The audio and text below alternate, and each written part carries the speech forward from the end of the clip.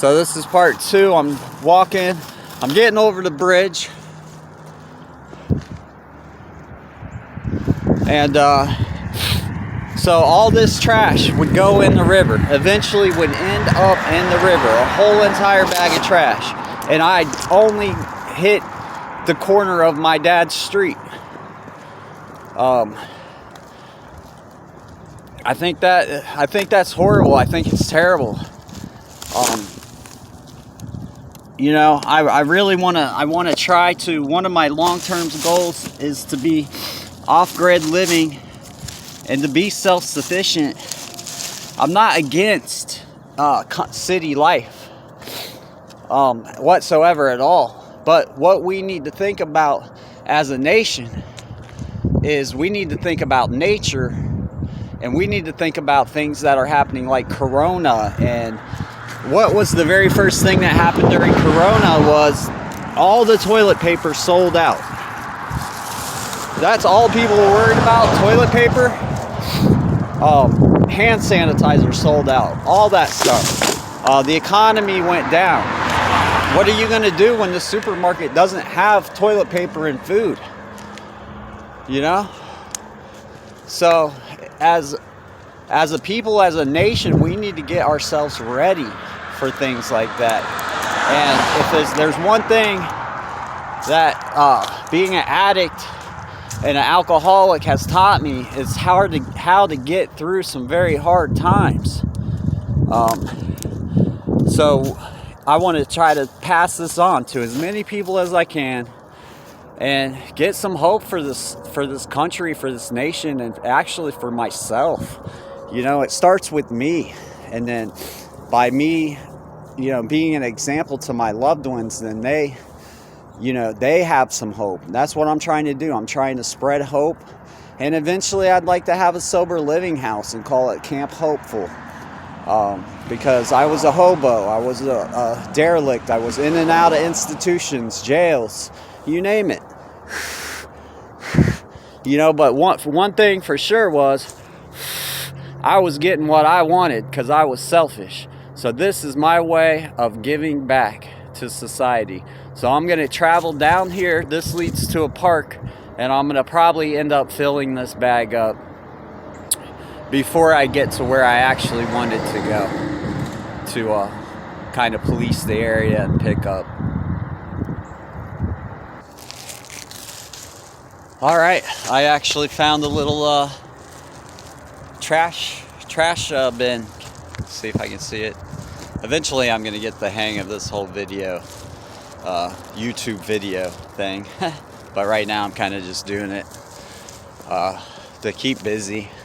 And so yeah, take a look at this park. It's beautiful. It's in the city of Inglewood. It's ran by what's called the Dayton Metro Parks, Dayton Five Rivers Metro Parks. That's where those 5 rivers flow together. We're really lucky. This is just such a nice area. There's trails. There's a lot of trails you can just walk up and down. And if you watched my earlier videos, I was actually up in the reserve area up there around the lakes, and the lakes aren't normal. They're man-made lakes, but they're still lakes. There's fish in them and stuff. You can fish there, but you got to throw them back because it's a state park. Another mask. I'm down with the mask. I'm down with staying healthy. And I know that one of the big things with Corona is that people began drinking more and using drugs more and overdosing. And it's been a huge part of my life. I've seen people die left and right, and I'm not joking by that. One year was really bad, like 4 people died. 4 or 5 people that I knew and cared about died. And it's just a shame. So what I want to do is, you know, I want to be a hopeful. I want to start like a hopeful movement. Hopeful. I want to get people hoping again, because really, when you're in addiction, you're completely helpless. You're at the mercy of your drug of abuse. Don't call it drug of choice, just because that drug abuses you. Whether it's alcohol, whether it's heroin, which is now mainly fentanyl, it abuses you. You don't abuse it. You don't have a choice. When it says jump, you say how high. And I threw away relationships with family, friends, and yeah, it's cold out today. I basically lived for nothing, so that's why I want to start this hopeful lifestyle. And really, it's about getting your life back. Like what gives you pleasure? What things did you forget that you really cared about and that you really loved? Mine was nature. I love nature. I love the challenge of it. I love that I love that I can go outside and walk around and help nature out. Like right now, I'm walking on this earth, so why not take care of her? She needs it. She deserves it. We as humans are the ones that are polluting. Animals don't pollute. We do. We make a bunch of commercialized products.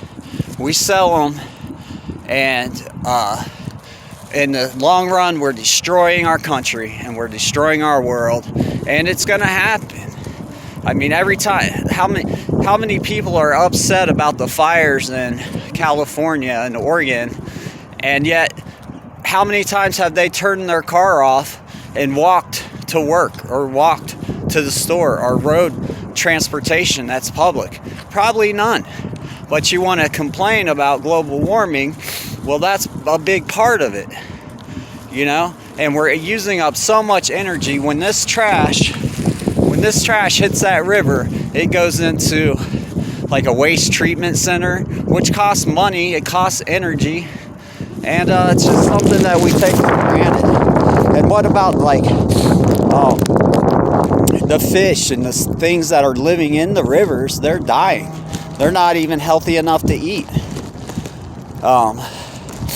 So what we've got to do is we've got to slow down, and we've got to start doing it before it's too late. That's why I want to become sufficient.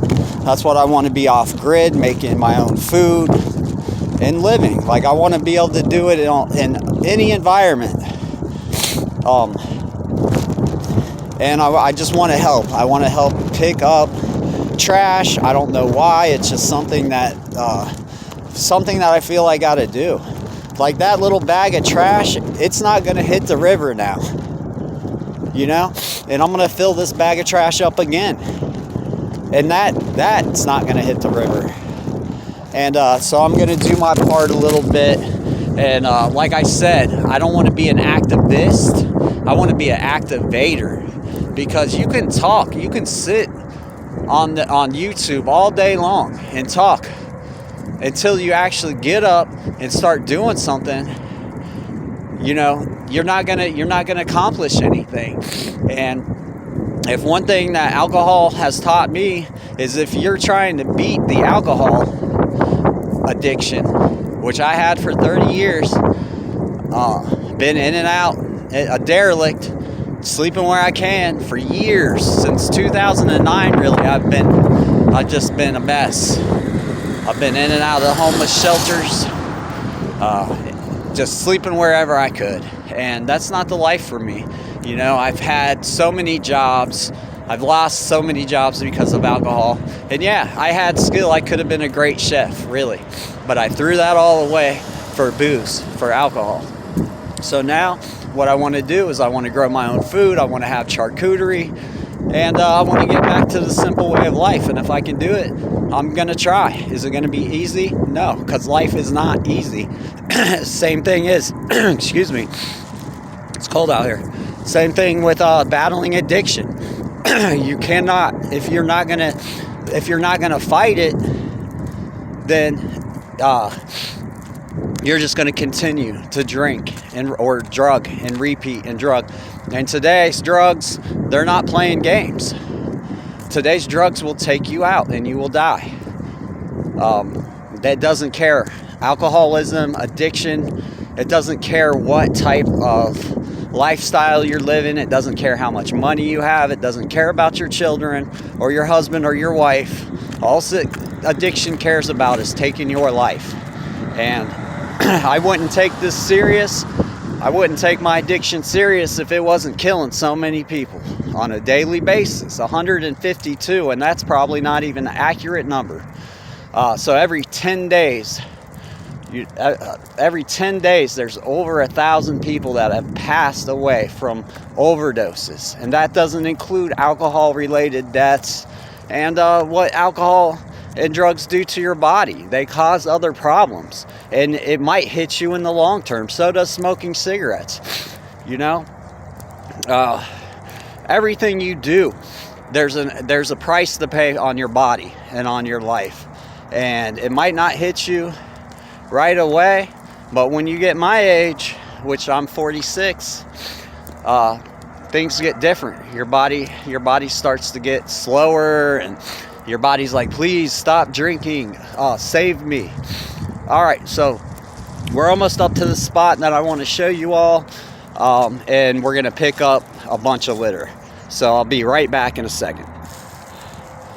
All right, so this is a little area that I used. There's a hospital, there's a little cut through that's right over here to Myers. I'd catch the bus there because I could never keep a license. I've been doing this 20 plus years. Could never keep a license.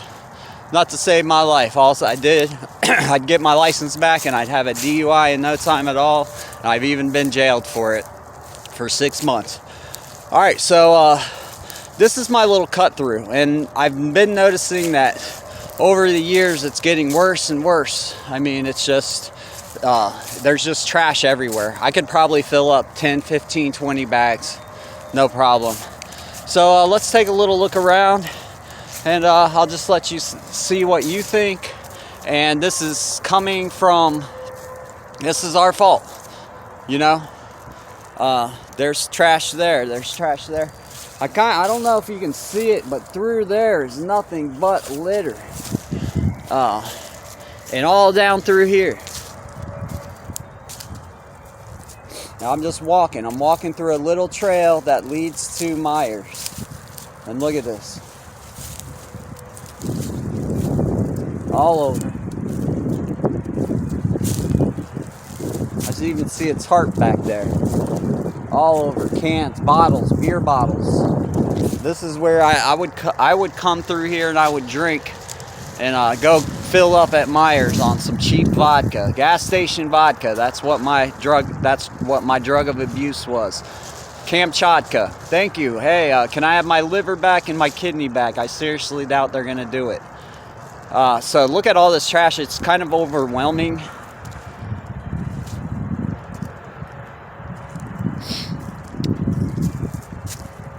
Just all over. A lot of beer cans. Since I'm a recovering alcoholic, let's start with the beer bottles and I'll get back with you.